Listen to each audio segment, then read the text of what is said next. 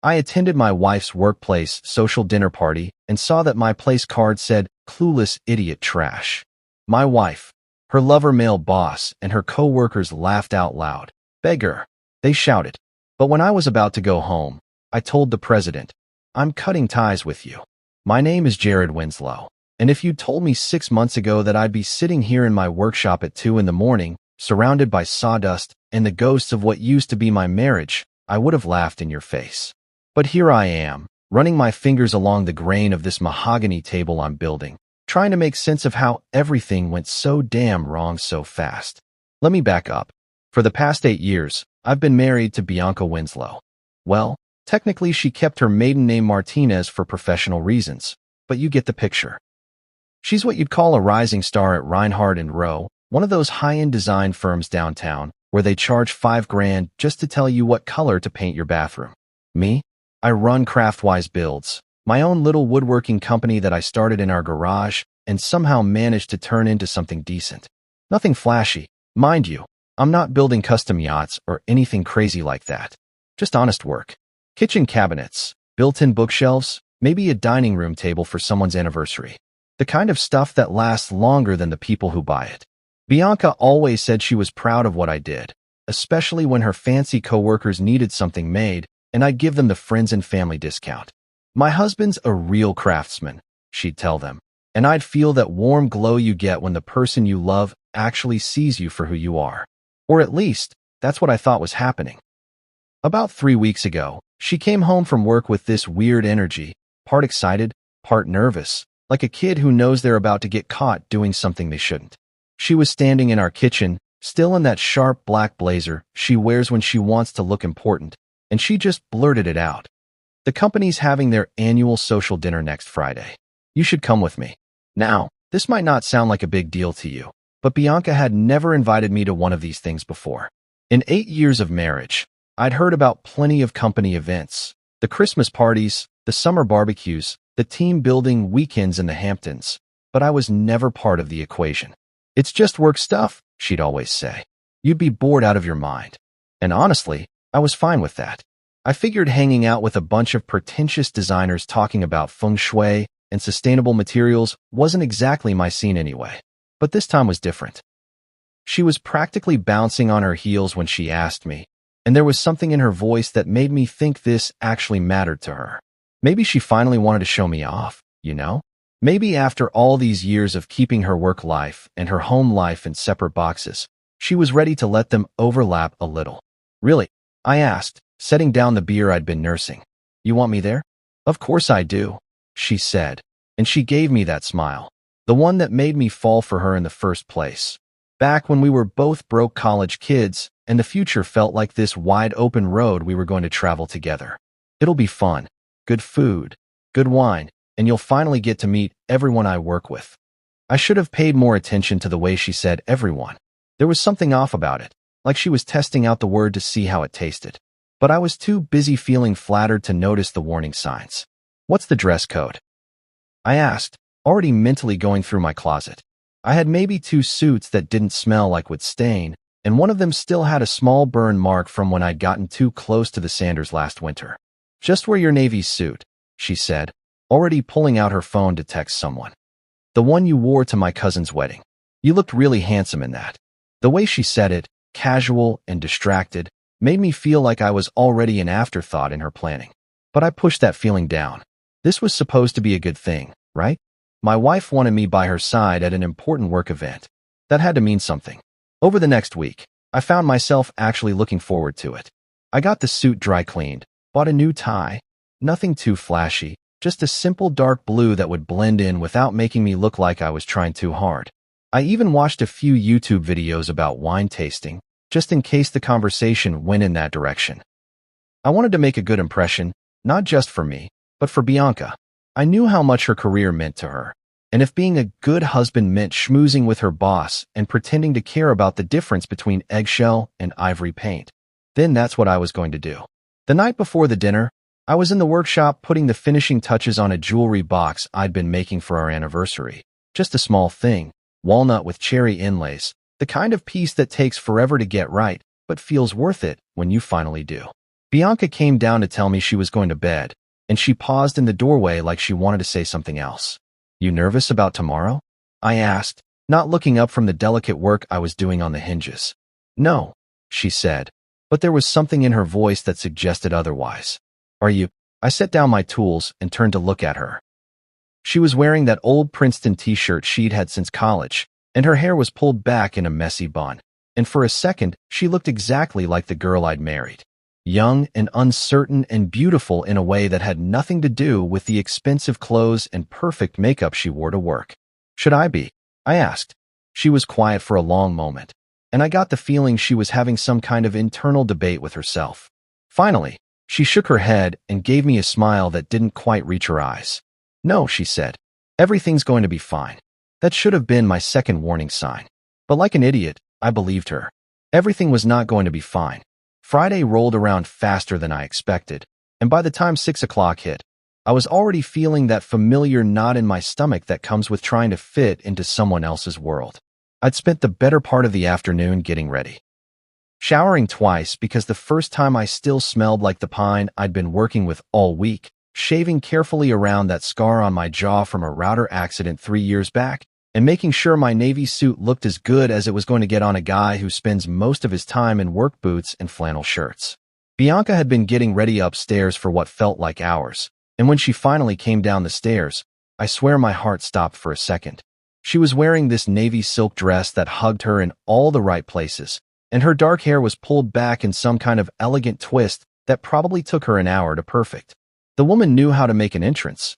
I'll give her that. Damn, babe, I said, standing up from the couch where I'd been nervously checking my phone. You look absolutely stunning. She paused at the bottom of the stairs and smoothed down the front of her dress, but instead of giving me that pleased smile I was expecting, she just kind of nodded and said, thanks. Not, thank you. Not, you look great too. Just a flat, distracted thanks, like I'd commented on the weather. That should have been my first clue that something was off, but I was too busy trying to be supportive to really process it. Maybe she was just nervous about the dinner, right? Big work events can be stressful, especially when you're trying to climb the corporate ladder at a place like Reinhardt and Rowe. Ready to go? I asked, grabbing my keys from the bowl by the front door. I guess, she said, which wasn't exactly the enthusiastic response I was hoping for. The drive to the venue took about 20 minutes, and I spent most of it trying to make conversation while Bianca stared out the passenger window like she was watching a movie I couldn't see. I tried talking about work first. Told her about this new project I'd landed building custom cabinets for a young couple who'd just bought their first house. Usually, she liked hearing about my clients, especially the ones who were just starting out and reminded us of ourselves when we were younger and broker. That's nice, she said, but I could tell she wasn't really listening. So I switched gears and asked about her work instead. How's that hotel lobby project coming along? The one downtown with all the crazy lighting requirements. Fine, she said. It's fine. I tried one more time, bringing up something completely different. This documentary I'd watched about traditional Japanese woodworking techniques that I thought she might find interesting since she was always going on about the importance of craftsmanship in design. But all I got was another distracted nod and a that told me her mind was somewhere else entirely. By the time we pulled into the parking lot of the venue, some upscale place called the Meridian that looked like it charged $50 just to walk through the front door, I was starting to feel like I was taking a stranger to prom. The woman sitting next to me looked like my wife, but she sure as hell wasn't acting like her. You okay? I asked as I turned off the engine. You seem a little off tonight. For a second, something flickered across her face. Guilt, maybe, or fear, but it was gone so fast I might have imagined it. I'm fine, she said, already reaching for the door handle. Just want to make a good impression, you know? I didn't know, actually, because in all the years I'd known Bianca, she'd never been the type to get nervous about social situations. She was the one who could walk into a room full of strangers and have half of them eating out of her hand within 10 minutes. Confidence was kind of her thing. But before I could ask any more questions, she was already out of the car and smoothing down her dress again, putting on what I now realized was her game face. I hurried to catch up with her, straightening my tie as we walked toward the entrance. That's when I saw him. Lennox Carter was standing just inside the glass doors, and the moment he spotted Bianca through the windows, his whole face lit up like she was the best thing he'd seen all day. He was a good-looking guy, I'll admit, tall, well-dressed, with that kind of easy smile that probably made clients want to hand over their credit cards without asking too many questions. But there was something about the way he was looking at my wife that made every instinct I had start screaming. When we walked through the doors, Lennox stepped forward immediately, and I watched as his eyes did this quick sweep over Bianca, from her face down to her shoes and back up again, like he was appraising a piece of art he was thinking about buying. "Bianca," he said, and his voice was warm in a way that felt too familiar, too intimate for a boss greeting an employee. "You look incredible tonight." She smiled. Actually smiled, the first real expression I'd seen from her all evening, and said, "Thank you, Lennox. You clean up pretty well yourself." And that's when I knew. Maybe not the whole truth, not yet, but enough to understand that whatever was happening between them had been going on for a while. The way they looked at each other, the comfortable rhythm of their conversation, the fact that he hadn't even acknowledged my existence yet, it all pointed to something I really didn't want to think about. Finally, Lennox turned to me with that practiced smile of his, the one he probably used on clients he didn't particularly like, but had to be nice to anyway. "And you must be Jared," he said, extending his hand. "We've heard so much about you." "Yeah," I thought as I shook his hand and felt him squeeze just a little too hard. "I'll bet you have." Following Lennox inside felt like walking into some kind of fever dream. The venue was one of those places that screamed money from every surface.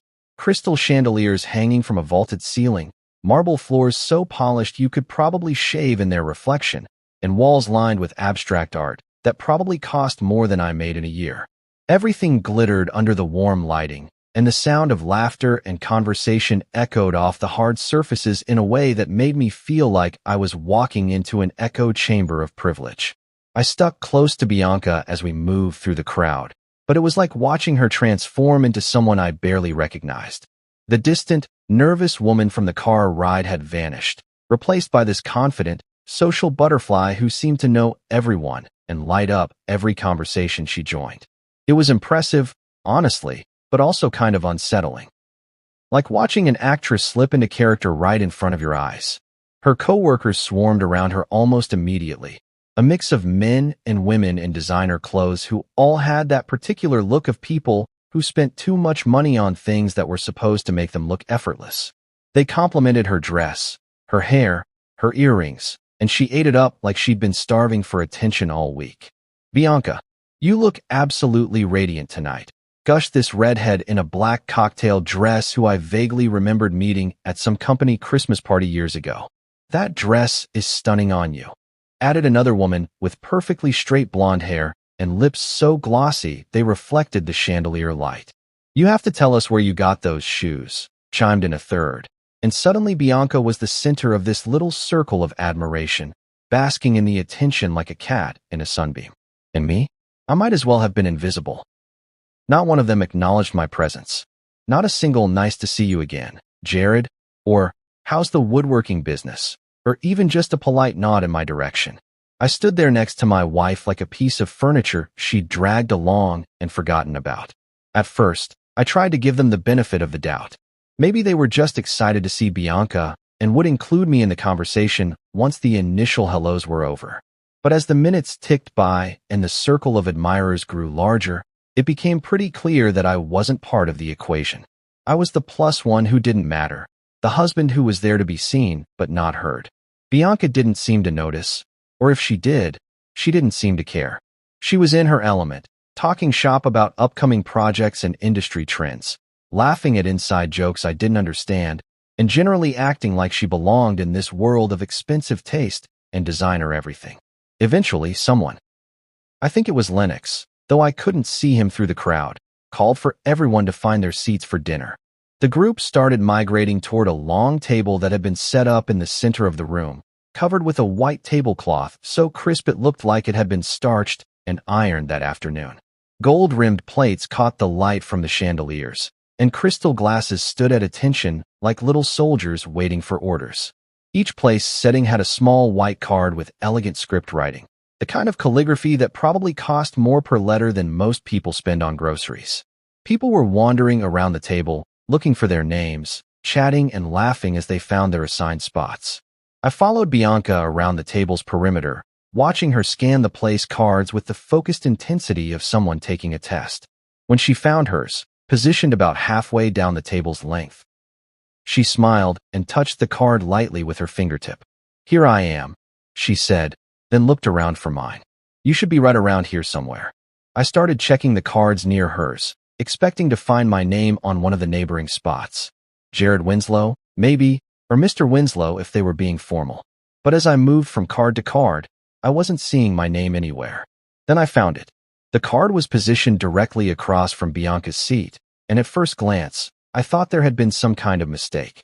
The calligraphy was beautiful, just like all the others, but the words didn't make sense. I picked up the card and read it again, certain I was misunderstanding something. But no, there it was, in elegant script that had probably taken someone 20 minutes to perfect. "Clueless idiot trash." I stood there holding the card, staring at those 3 words like they were written in a foreign language I was trying to translate. This had to be wrong. This had to be some kind of printing error, or maybe the cards had gotten mixed up somehow. There was no way, absolutely no way, that someone had deliberately written this. But as I looked around the table, I started noticing things. The way conversations had gotten quieter. The way people were glancing in my direction and then quickly looking away. The way Bianca was standing frozen next to her chair, her face pale under her carefully applied makeup. And then it started. The laughter. It began as a snicker from somewhere behind me, then grew into a chuckle, then exploded into full-blown, stomach-holding, tears-in-the-eyes laughter that filled the entire room. Person after person joined in until the sound was bouncing off the marble floors and crystal chandeliers like some kind of acoustic nightmare. Lennox was laughing the hardest, his face red with the effort of it, one hand pressed to his chest like he was trying to keep his heart from bursting with joy. Someone, I couldn't see who through the blur that was starting to cloud my vision, shouted, "Beggar," and the laughter got even louder.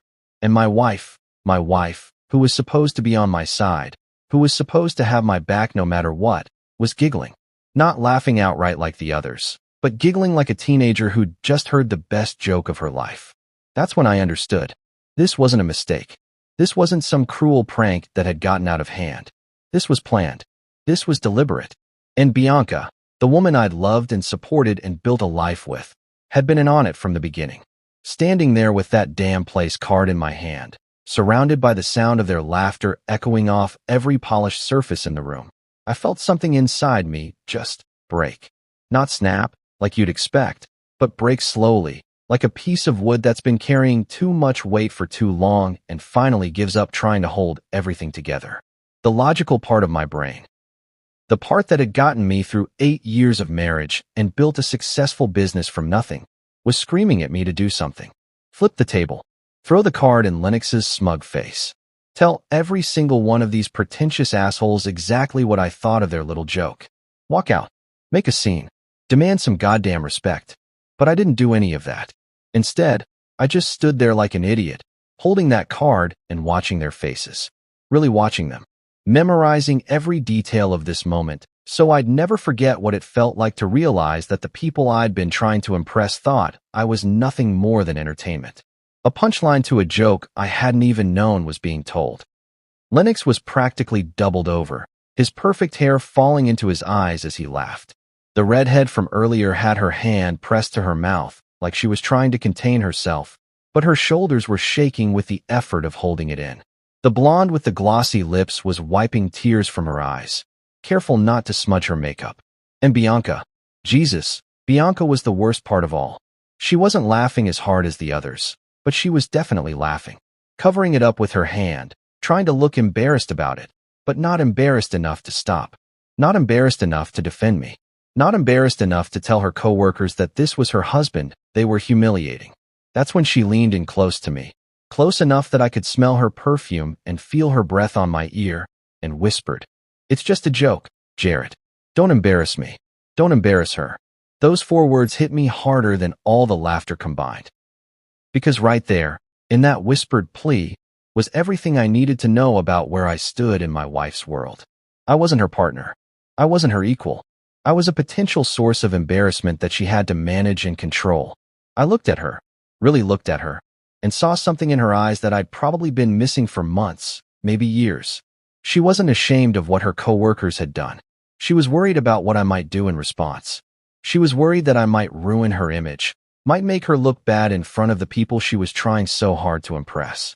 The laughter was starting to die down now, replaced by expectant silence as everyone waited to see how I'd react. Would I lose my temper?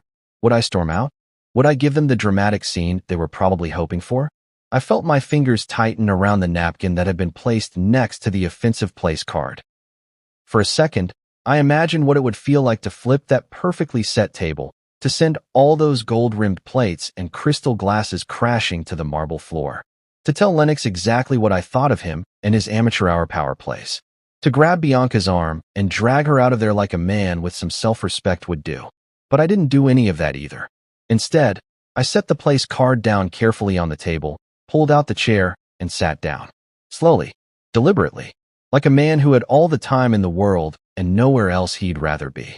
The silence that followed was different from the expectant quiet that had come after the laughter. This was uncomfortable silence. Confused silence. They'd set up their little trap expecting fireworks, and instead they got nothing. Just a guy calmly taking his assigned seat at their fancy dinner table. I spread the napkin across my lap and looked around the table, making eye contact with each person who had been laughing just moments before. Not in an aggressive way, not like I was trying to stare them down or intimidate them. Just looking, taking inventory, counting faces and filing away names for future reference. Because here's the thing about people like this. People who think they're better than everyone else. People who find their entertainment in humiliating others. They don't know what to do when their target refuses to play the victim. They expect anger. They expect hurt feelings and dramatic exits, and maybe some crying. What they don't expect is calm acceptance. Lennox was the first to break. He cleared his throat and said, "Come on, Jared, it's just a little fun. We're all creative types here. We have a sense of humor."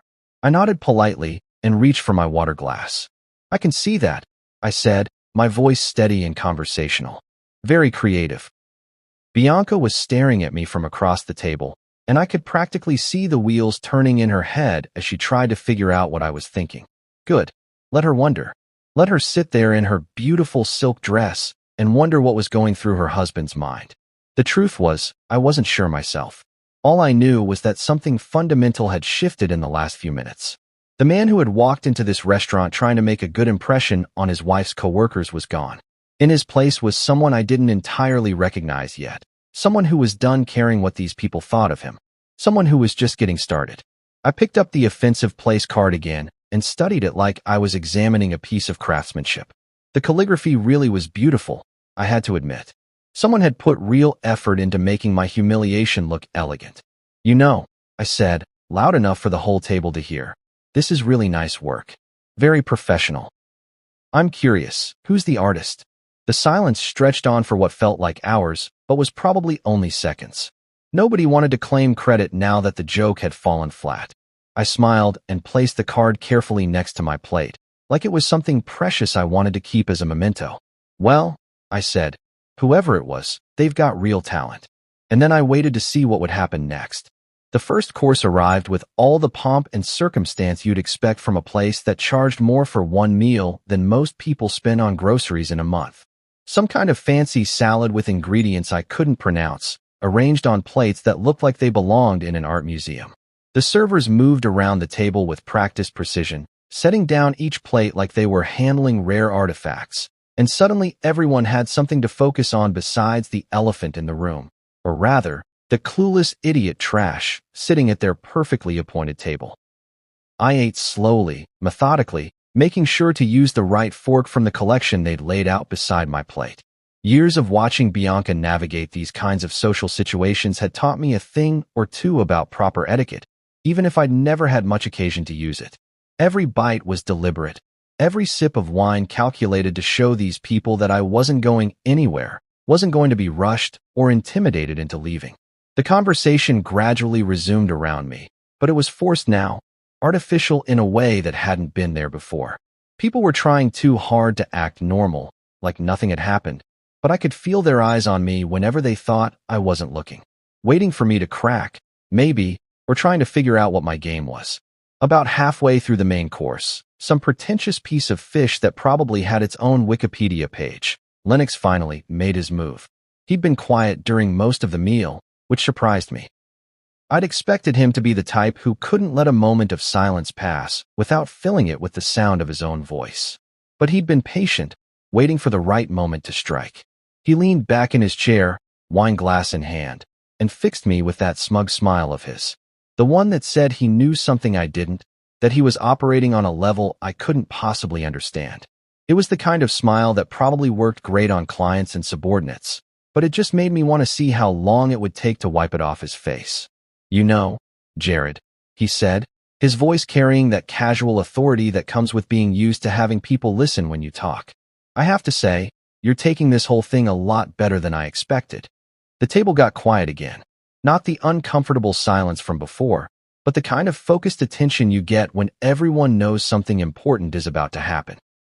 Even the servers seemed to sense it, hanging back near the kitchen doors instead of circulating with their wine bottles and water pitchers. "Am I?" I asked, cutting another piece of my fish with the precise movements I used when I was working on a particularly delicate joint. "What exactly were you expecting?" Lennox's smile widened, and I could see him settling into what he probably thought was going to be a fun little power play. The kind of verbal chess match he was used to winning because he held all the cards and made all the rules.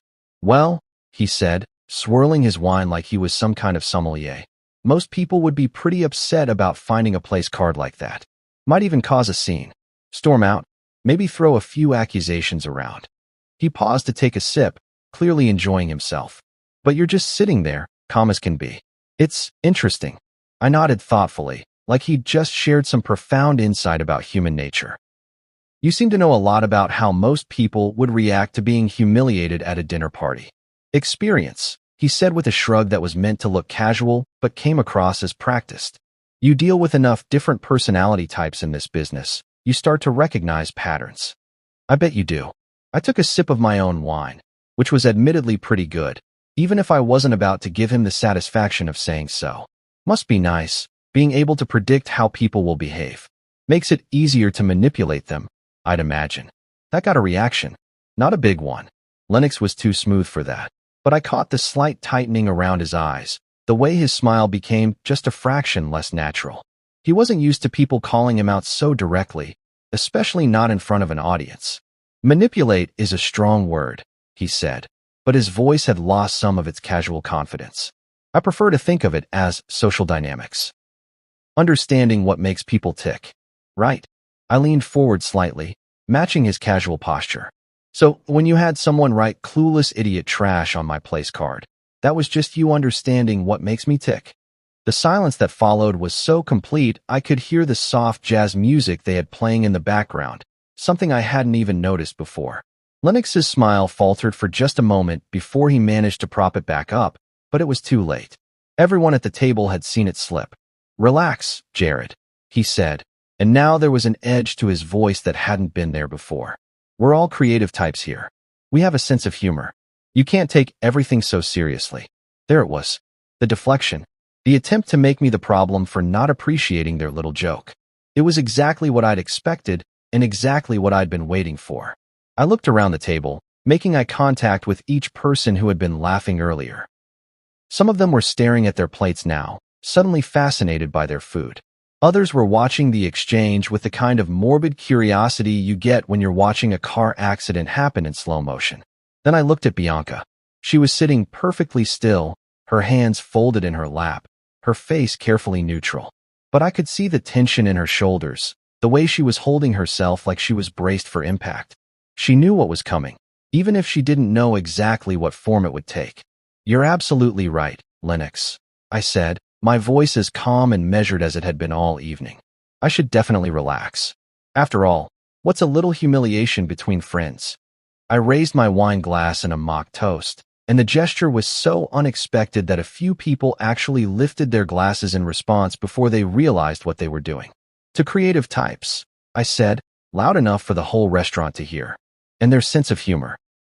Lennox was still smiling, but it looked painted on now, like a mask that was starting to crack around the edges. He raised his own glass, probably because he didn't know what else to do, and that's when I knew I had him.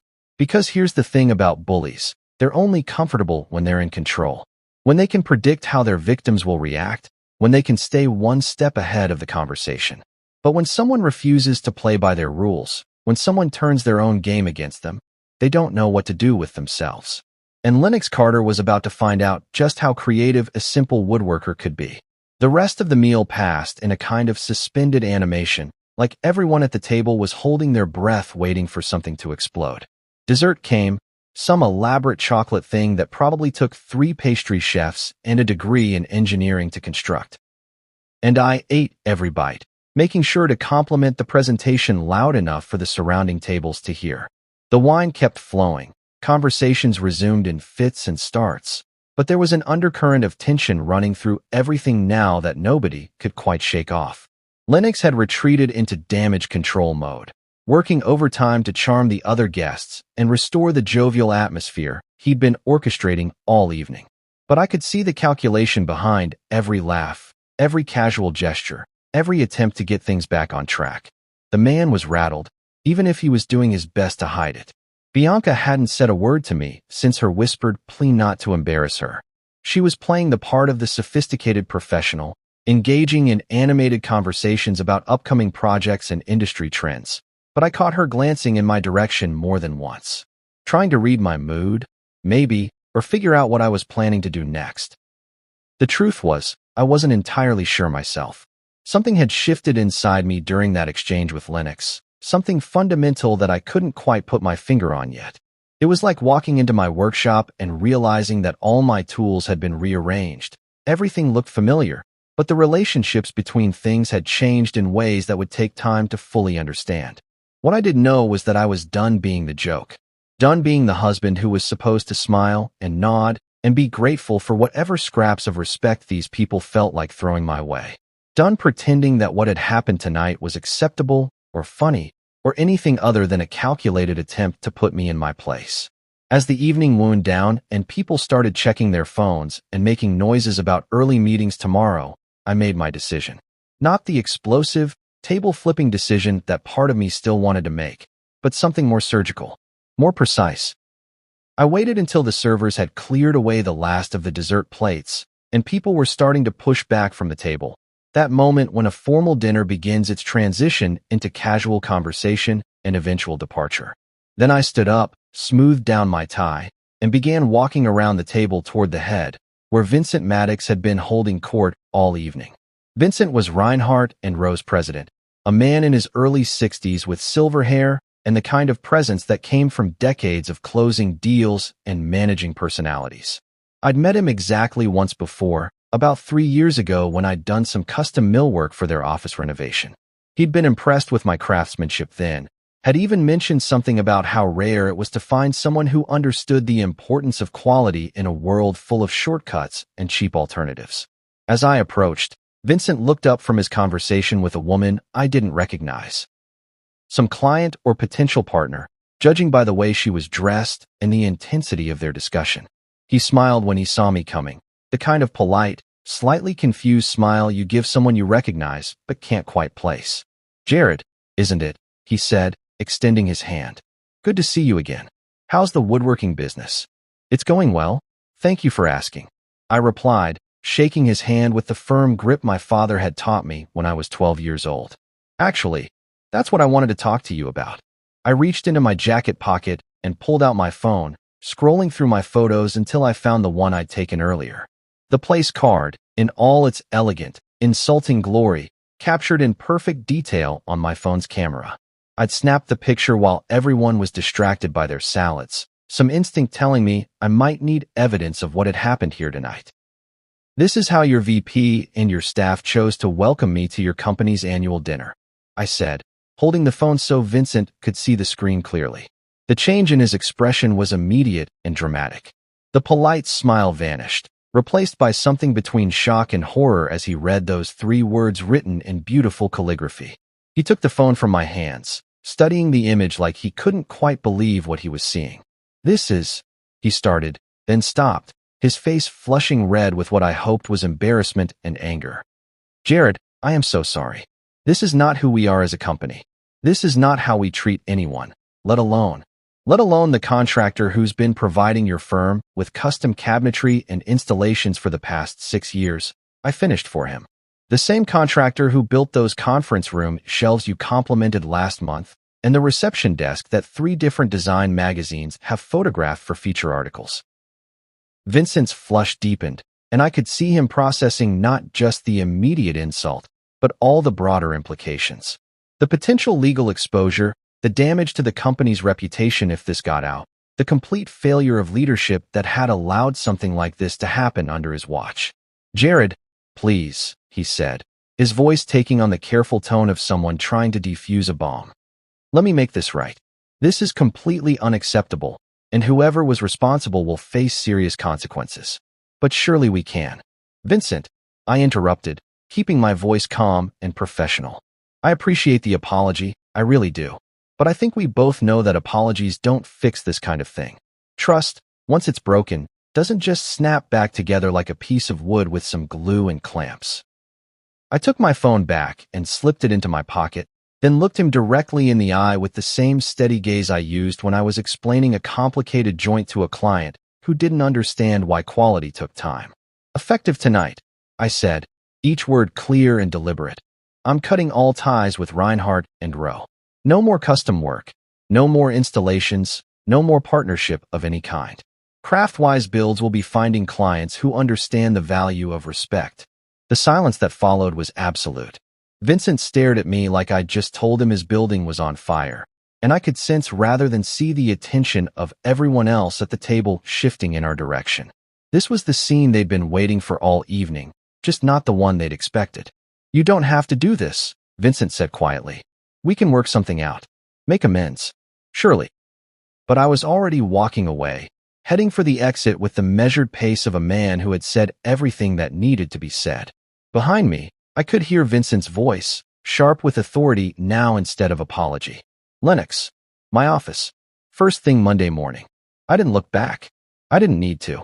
The empire was already starting to crack. Walking out of the Meridian felt like stepping out of a fever dream and back into the real world. The cool night air hit my face, cutting through the fog of wine and adrenaline that had been building all evening, and for the first time in hours I could actually breathe properly. My hands weren't shaking. I was surprised to discover that, and my heart rate was steady, like I'd just finished a particularly satisfying piece of craftsmanship rather than blown up my wife's career and probably my marriage in the span of 5 minutes. I made it about halfway to my car before I heard the click of heels on pavement behind me. Bianca's voice cut through the night air like a saw blade hitting a nail. "Jared, Jared, wait." I stopped but didn't turn around. Not yet. I needed another few seconds to figure out what I was going to say to her, how I was going to handle this conversation that had been building for years without either of us realizing it. "What the hell was that?" she demanded, slightly out of breath from trying to catch up with me in those designer heels. "What were you thinking?" Now I turned around. She looked different out here under the parking lot lights, smaller somehow, less polished than she had inside the restaurant. Her perfect hair was starting to come loose from its elegant twist, and there was something wild in her eyes that I hadn't seen since we were younger and used to fight about money and the future and all those things that seem so important when you're still figuring out who you're going to be. "I was thinking," I said carefully, "that I was tired of being treated like garbage by people who wouldn't know real craftsmanship if it hit them in the face." "It was just a joke, Jared." The words came out sharper than she probably intended, echoing off the cars around us. "A stupid, harmless joke that you turned into this nuclear option. Harmless." I couldn't keep the disbelief out of my voice. "Bianca, they called me clueless idiot trash at a company dinner." "Your company dinner? Your boss, who I'm pretty sure you're sleeping with, by the way, orchestrated the whole thing, and you sat there and laughed along with them." She flinched like I'd slapped her, and I knew I'd hit the mark about Lennox. The affair had been obvious to everyone except me, apparently, and even I had finally figured it out. We're not," she started, then stopped, her shoulders sagging as she realized there was no point in denying something that was written all over her face. "It's complicated, Jared."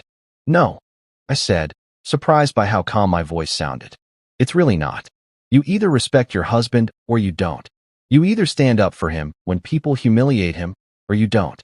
There's nothing complicated about it." She was crying now, mascara starting to streak down her cheeks in thin black lines. You don't understand the pressure I'm under at work. The politics, the competition. I can't afford to make waves right now, not when I'm so close to making senior partner. So you threw me under the bus instead. I didn't mean for it to go that far. I thought you'd just laugh it off, maybe make some self-deprecating joke, and then everyone would move on. I never thought you'd. What? Stand up for myself? Have some self-respect. The silence stretched between us, filled with all the things we'd never said to each other over the years. All the small compromises and accommodations that had seemed reasonable at the time, but had apparently been building up to this moment in a parking lot outside a restaurant where I'd just torched the professional relationship that had been keeping us financially comfortable. Do you have any idea what you've done? She asked finally, her voice barely above a whisper. Vincent's going to fire Lennox. Maybe some of the others too. And when word gets out about this, about what happened. Good, I said, and I meant it. Maybe next time they'll think twice before humiliating someone for their own entertainment. This isn't just about them, Jared. This is about us. About our life together. Reinhardt and Roe was our biggest client. Do you realize how much money we're going to lose?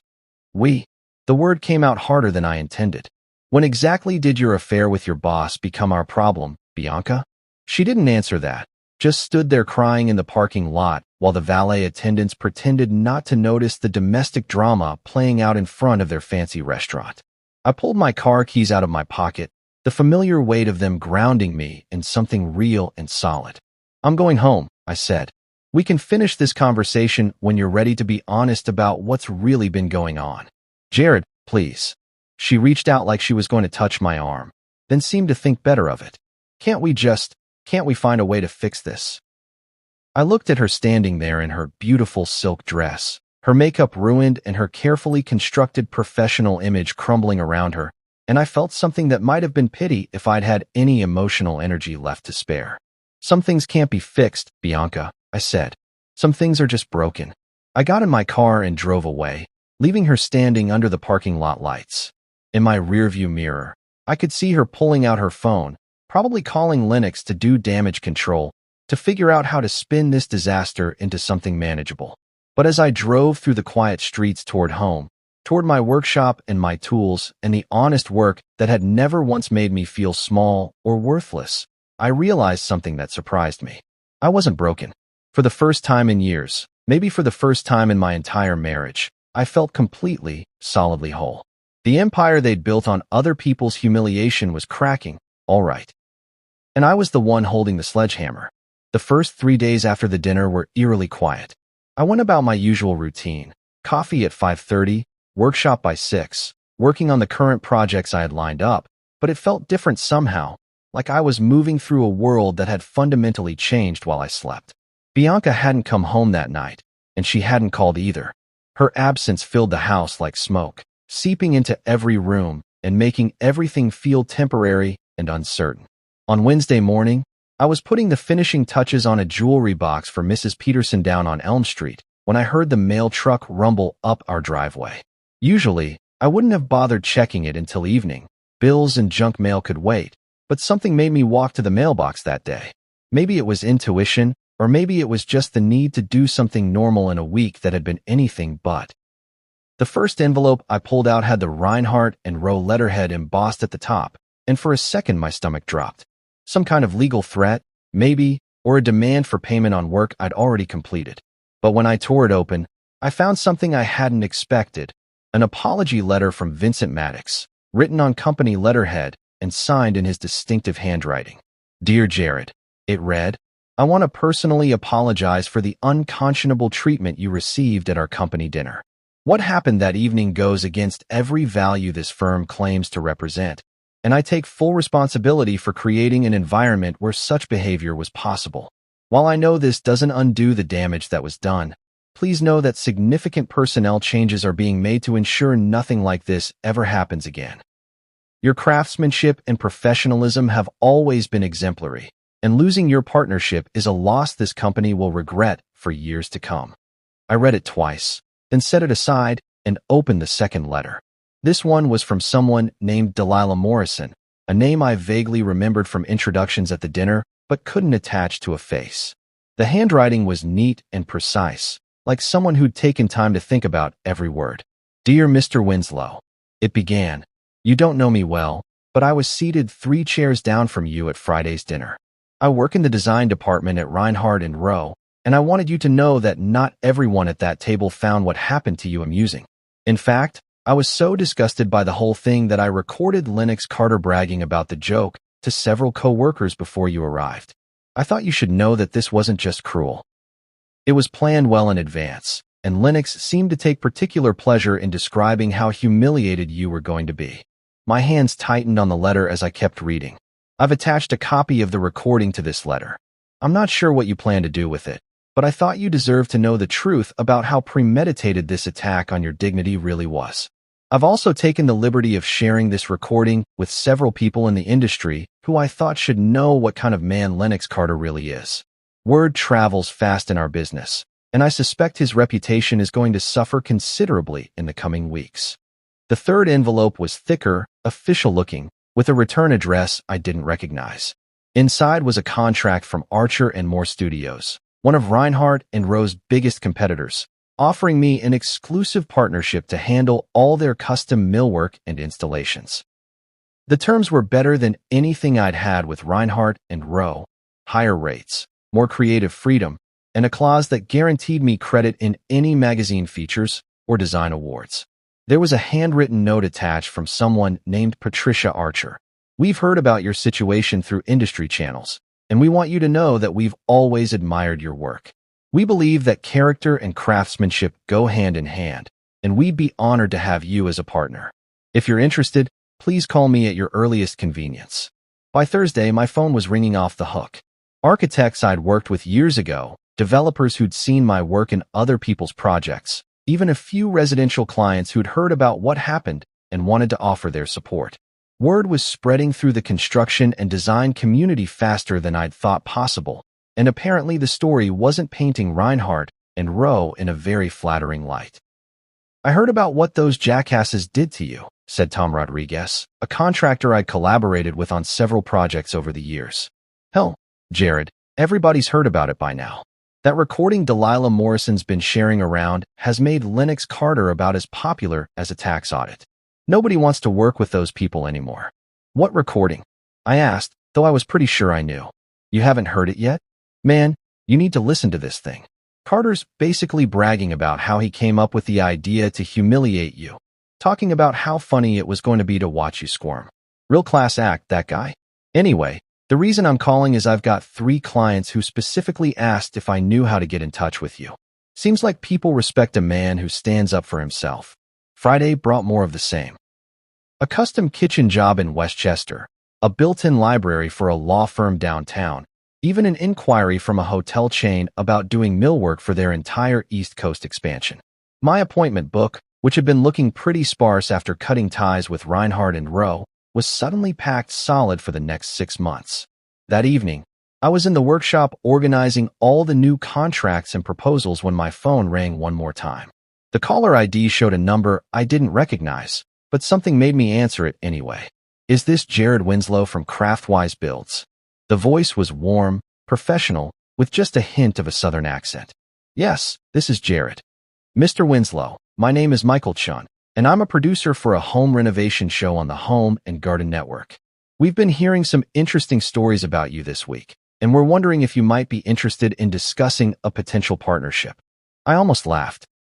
A week ago, I'd been sitting at a dinner table being treated like trash by people who thought they were better than me. Now television producers were calling to offer me work. "What kind of partnership?" I asked. "We're developing a new series about craftsmen who prioritize quality and integrity over profit margins. Men and women who do things the right way, even when the wrong way would be easier. From what we've heard, you might be exactly the kind of person we're looking for." I looked around my workshop, at the tools my father had given me, at the projects in various stages of completion, at the honest work that had never once made me feel small or worthless, and I smiled. "Tell me more," I said, "because sometimes, when one door closes, the whole damn world opens up." By Monday morning, the house had developed a kind of echo that hadn't been there before. Every footstep seemed too loud. Every door closing sounded like a gunshot, and the coffee maker's morning gurgle filled the kitchen with a loneliness I'd never noticed when Bianca was around to share it. I'd gotten used to her absence over the past week. The empty side of the bed, the bathroom counter clear of her products, the refrigerator staying exactly as full as I'd left it, but I hadn't expected the silence to feel so heavy. I was sitting at the kitchen table, going through the stack of new contracts that seemed to grow every day, when I heard her key in the front door. It was just past 7 in the morning, earlier than she'd ever voluntarily gotten up in all the years we'd been married. And something about the timing told me this wasn't going to be a casual conversation about getting back together. She appeared in the kitchen doorway, looking like she'd aged 5 years in the past week. Her usually perfect hair was pulled back in a messy ponytail. She wasn't wearing any makeup, and the designer clothes had been replaced by jeans and a sweater that had seen better days. But it was her eyes that really caught my attention, red-rimmed and hollow, like she'd been crying for days and had finally run out of tears. "We need to talk," she said, her voice hoarse and smaller than I'd ever heard it. I gestured to the chair across from me, the same spot where she used to sit every morning reading industry blogs on her tablet while I ate breakfast and planned out my day. She sat down carefully, like the chair might collapse under her weight, and for a long moment we just looked at each other across the table that had once felt like the center of our shared life. "Vincent fired me," she said finally, the words coming out flat and matter-of-fact, like she was reading them from a script she'd memorized. "Not officially. They're calling it a voluntary resignation pending ethics review, but we both know what that means. My career at Reinhardt and Rowe is over." I nodded, but didn't say anything. What was there to say? That I was sorry? That I hadn't meant for things to go that far? Both would have been lies, and we'd had enough lies between us to last several lifetimes. "Lennox is gone too," she continued, staring at her hands folded on the table. "Vincent gave him the choice between resigning quietly or being terminated for cause. He chose to resign, but word's already gotten out about what happened. That recording Delilah made, it's everywhere now. Industry blogs, social media, even some of the trade magazines picked it up. His reputation is destroyed." She looked up at me then, and I saw something in her eyes I'd never seen before. Not anger or hurt or even regret, but a kind of bewildered confusion, like she was trying to solve a puzzle that didn't have enough pieces. "Why did you do that to me?" she asked, and her voice cracked on the last word. "Why did you have to take it so far? It was just a stupid joke, Jared. A mean, thoughtless joke that got out of hand. But you turned it into this nuclear weapon that destroyed everything we'd built together." I set down the contract I'd been pretending to read and really looked at her. This woman I'd loved for 8 years, who I'd supported through career changes and family drama and all the normal ups and downs that come with building a life with someone. She was sitting 3 feet away from me, but she might as well have been on another planet. "You still don't get it, do you?" I said quietly. "This isn't about the joke, Bianca. This isn't about one night at one dinner where people decided to have a laugh at my expense." "Then what is it about?" she demanded. And now there was some fire in her voice, some of the old Bianca showing through the exhaustion and defeat. "Because from where I'm sitting, it looks like you threw away 8 years of marriage and our entire financial future because you couldn't take a little ribbing from my coworkers." "A little ribbing." I repeated the word slowly, like I was tasting something bitter. "Is that really what you think happened? You think your boss, your lover, had someone write clueless idiot trash on my place card as friendly banter?" She flinched at the word lover, but didn't deny it. We were past the point of pretending now, past the point of careful euphemisms and plausible deniability. "It wasn't supposed to go that far," she said, and I could hear the desperation creeping into her voice. "Lennox said it would just be a quick laugh, something to break the tension at the dinner.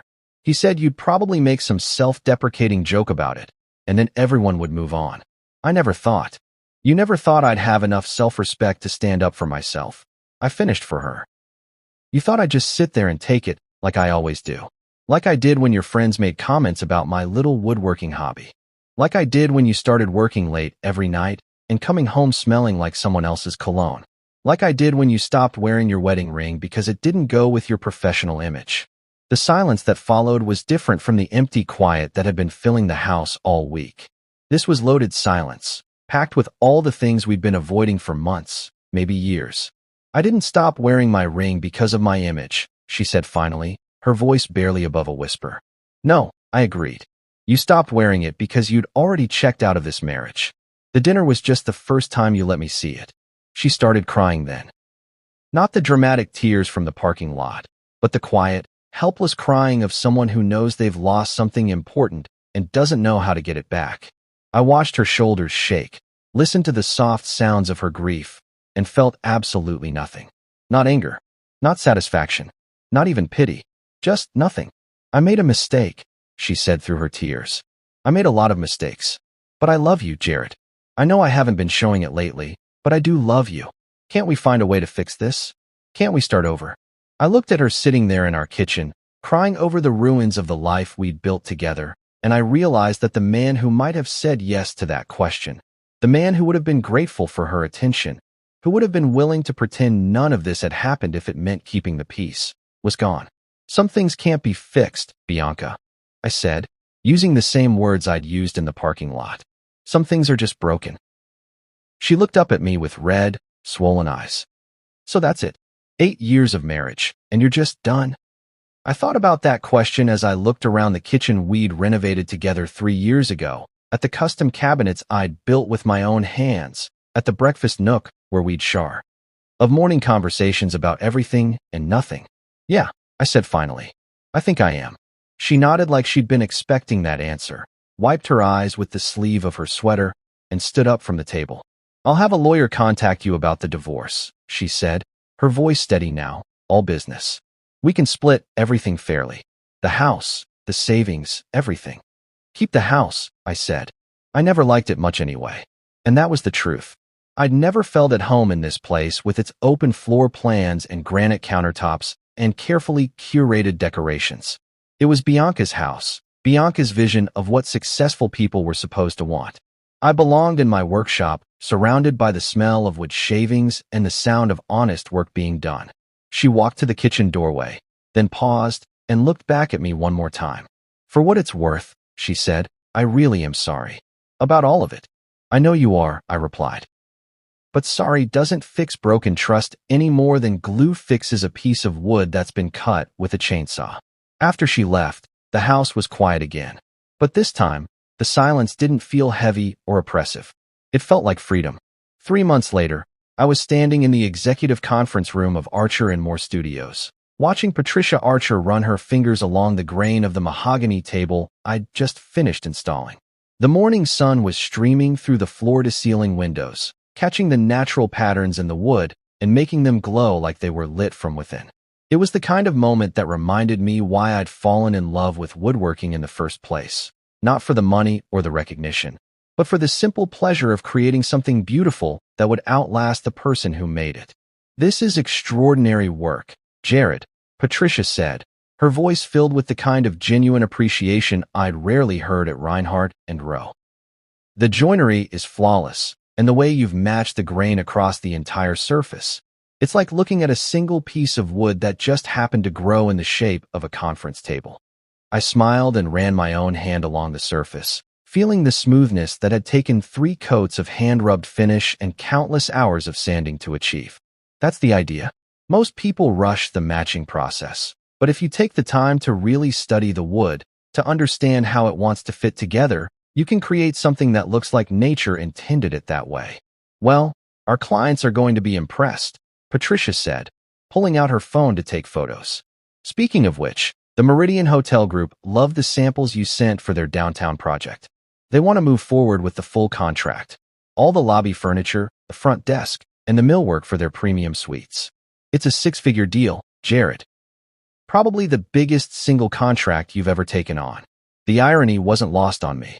The Meridian Hotel Group was the same company that owned the Meridian Restaurant, where my marriage had essentially ended over a place card and a room full of cruel laughter.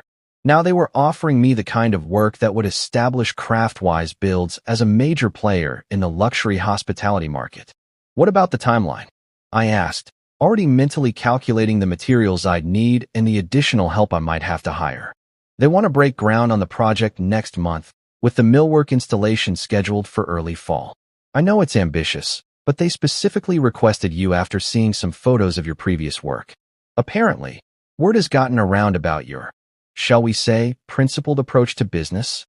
That was Patricia's diplomatic way of referring to what had happened at Reinhardt and Rowe. The story had become something of a legend in the design and construction community. The craftsman who'd walked away from a lucrative partnership rather than tolerate disrespect. It had opened doors I never would have imagined, brought me clients who valued integrity as much as skill, and turned Craftwise builds from a one-man operation into something that was starting to resemble a real company. My phone buzzed with a text message, and I glanced down to see it was from Tom Rodriguez, the contractor who'd been one of the first to call after the dinner incident. Just saw the article in Architectural Digest. The message read, "You're famous now, my friend. Well deserved." I frowned and looked at Patricia. "What article?" She grinned and pulled out her tablet, scrolling through until she found what she was looking for. I was going to mention this, but I wanted to wait until we finished discussing the hotel project. Take a look. The article was titled, "Integrity in the Age of Instagram. Why One Craftsman's Stand for Respect is Reshaping the Industry," and it featured a full-page photo of me in my workshop, surrounded by the tools and projects that define my daily life. The piece went on to describe what had happened at the Reinhardt and Rowe dinner, but not in a sensational or gossipy way. Instead, it focused on the broader issues of respect, professionalism, and the value of skilled craftsmanship in a world that often prioritized flash over substance. They interviewed Vincent Maddox, Patricia said, pointing to a quote halfway down the page. "He called losing your partnership one of the biggest professional regrets of my career and said the company had implemented new policies to ensure that kind of behavior never happens again." I scrolled down and found another quote, this one from Delilah Morrison, who had apparently left Reinhardt and Rowe shortly after the dinner incident to start her own design consultancy. "Jared Winslow showed all of us that there's a difference between being professional and being a doormat," she'd said. "His willingness to walk away from a toxic situation, even at personal cost, has inspired a lot of people in this industry to examine their own standards and boundaries." The article went on to mention that several other contractors and craftspeople had come forward with their own stories of mistreatment at various firms, leading to what one industry expert called a long overdue conversation about workplace culture in the design world. "There's more," Patricia said, turning the tablet to show me another section. "They're featuring your work in next month's issue. The jewelry box you made for your anniversary, some of the custom cabinets from your residential projects, and preliminary sketches for the hotel project. You're going to be the cover story." I stared at the screen, trying to process the fact that my face was going to be on the cover of one of the most prestigious design magazines in the country. A year ago, I'd been grateful for the occasional mention in Reinhardt and Rowe's marketing materials. Now I was apparently some kind of industry spokesperson for integrity and quality craftsmanship. "How does it feel?" Patricia asked, studying my expression. "Being the face of the movement to bring respect back to skilled trades?" I thought about that question as I looked around the conference room, at the table I'd built with my own hands, at the successful partnership I'd forged with people who valued my work, at the future that was opening up in ways I never could have predicted. "Honestly," I said, "it feels like coming home." My phone buzzed again, this time with a call from an unknown number. I almost let it go to voicemail, but something made me answer. "Jared Winslow." "Mr. Winslow, this is Sarah Chun from the Home and Garden Network. I think my brother Michael spoke with you a few months ago about a potential television project." I remembered the conversation, the producer who'd called about a show featuring craftsmen who prioritized integrity over profit. I'd been interested but hadn't heard back after our initial discussion. "Yes, I remember. Well, we've been following your story, and we'd love to move forward with that partnership we discussed. We're looking at a 13-episode first season, focusing on your approach to custom woodworking and the philosophy behind your business practices. Are you still interested?" I looked at Patricia, who was grinning like she'd just won the lottery, and thought about how far I'd come from that night at the Meridian when I'd been dismissed as clueless idiot trash. "Let's talk," I said, "because sometimes, when you stand up for yourself and refuse to accept anything less than respect, the whole world notices. And sometimes, just sometimes, they decide to build something better right alongside you." I wasn't Bianca's +1 anymore. I wasn't anybody's afterthought or comic relief or convenient target. I was Jared Winslow, craftsman and businessman, cover story and television personality, builder of beautiful things that would outlast all the petty people who'd once thought they were better than me. And I'd never needed their spotlight to shine.